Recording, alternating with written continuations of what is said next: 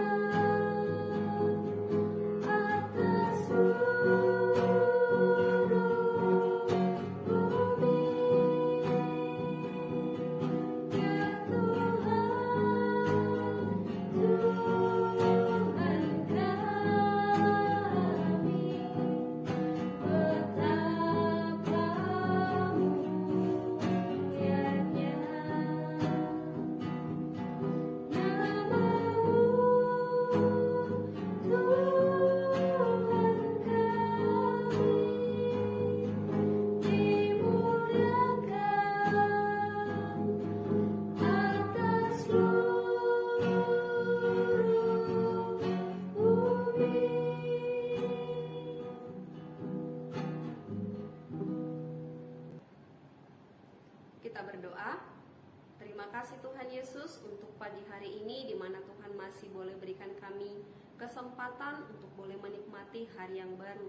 Tuhan Yesus, saat ini kami rindu untuk mendengarkan sebagian daripada firman Tuhan. Kiranya Tuhan boleh membuka hati pikiran kami, kiranya firman yang akan kami dengarkan boleh menjadi pedoman di dalam kami melakukan segala aktivitas kami hari ini. Terima kasih Bapa, terpujilah Engkau. Dalam Kristus Yesus kami berdoa. Amin. Baiklah anak-anak ibu, adapun firman Tuhan yang boleh menyapa kita pada pagi hari ini tertulis di dalam Amos 7 ayat 1 sampai 9. Tertulis di dalam Amos 7 ayat 1 sampai 9. Anak-anak ibu, mari kita baca secara bersama-sama. Penglihatan pertama, belalang. Inilah yang diperlihatkan Tuhan Allah kepadaku. Tampak ia membentuk kawanan belalang pada waktu rumput akhir mulai tumbuh, yaitu rumput akhir sesudah yang dipotong bagi raja. Ketika belalang mulai menghabisi tumbuh-tumbuhan di tanah, berkatalah aku, Tuhan Allah, berikanlah kiranya pengampunan. Bagaimanakah Yakub dapat bertahan? Bukankah ia kecil? Maka menyesallah Tuhan karena hal itu. Itu tidak akan terjadi, firman Tuhan. Penglihatan kedua, api. Inilah yang diperlihatkan Tuhan Allah kepadaku. Tampak Tuhan Allah memanggil api untuk melakukan hukuman. Api itu memakan habis samudra raya dan akan memakan habis tanah ladang. Lalu aku berkata, Tuhan Allah, hentikanlah kiranya. Bagaimanakah Yakub dapat bertahan? Bukankah ia kecil? Maka menyesallah Tuhan karena hal itu. Ini pun tidak akan terjadi, firman Tuhan Allah. Penglihatan ketiga, tali sifat. Inilah yang diperlihatkannya kepadaku. Tampak Tuhan berdiri dekat sebuah tembok yang tegak lurus, dan di tangannya ada tali sifat. Lalu berfirmanlah Tuhan kepadaku, apakah yang kau lihat? Amos, jawabku, tali sifat. Berfirmanlah Tuhan, sesungguhnya aku akan menaruh tali sifat di tengah-tengah umatku Israel. Aku tidak akan memaafkannya lagi. Bukit-bukit pengorbanan daripada Ishak akan dilicin tandaskan, dan tempat-tempat kudus Israel akan diruntuhkan. Dan aku akan bangkit melawan keluarga Yerobeam dengan pedang. Demikian firman Tuhan yang boleh kita dengarkan hari ini. Kita akan mendengarkan santapan harian dengan judul Hukuman, Bukti Kasih. Hukuman seringkali dianggap sebagai sebuah tindakan yang negatif dan kejam. Pada kenyataannya, hukuman atau sanksi diperlukan untuk mengembalikan seseorang kepada aturan atau ketetapan yang seharusnya. Allah memberikan sebuah penglihatan kepada Nabi Amos mengenai hukuman yang akan ia turunkan atas umatnya. Ada dua penglihatan yang diberikan Allah kepada Nabi Amos. Pertama, Allah akan menurunkan kawanan belalang pada saat rumput mulai tumbuh. Kedua, Allah akan menurunkan api yang menghanguskan. Ketiga, Allah lah yang tengah memegang tali sifat. Saat diberi penglihatan pertama dan kedua, apa yang dilakukan Amos adalah langsung memohon pengampunan kepada Allah. Di sini Amos tidak memohon sesuatu yang bertentangan dengan hati Allah. Sudah menjadi janji Allah bahwa ia akan memberkati umat yang setia kepadanya dan menghukum mereka yang tidak taat kepadanya. Pada penglihatan yang ketiga, Allah tidak hanya memberikan penglihatan, tetapi juga menyatakan kehendaknya kepada Amos. Objek penglihatan kali ini adalah tali sifat. Alat ini digunakan untuk memastikan tegak lurusnya tembok, garis atau apapun.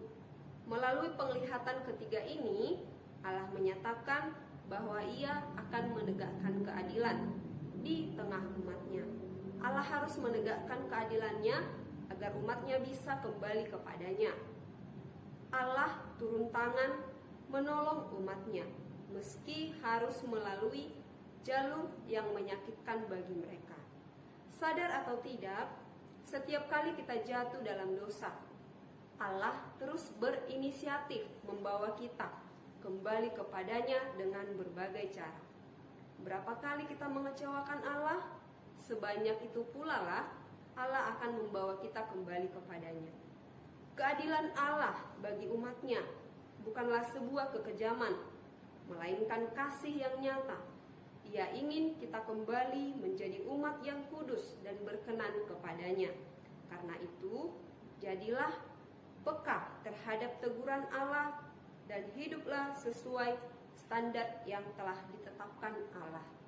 Demikian firman Tuhan yang boleh kita dengarkan hari ini. Semoga kita boleh menjadi pelaku firman Tuhan. Kita tutup teduh pagi kita berdoa. Terima kasih Yesus, kami bersyukur untuk renungan hari ini yang boleh kembali mengingatkan kami untuk boleh terus memohon pengampunan kepadamu dan untuk boleh hidup terus seturut dengan kehendak-Mu. Terima kasih Bapa, kami sungguh bersyukur untuk setiap berkat yang Engkau berikan bagi kami. Kami akan memulai belajar hari ini, kiranya Tuhan juga yang boleh menuntun kami. Dalam Kristus Yesus kami berdoa. Amin.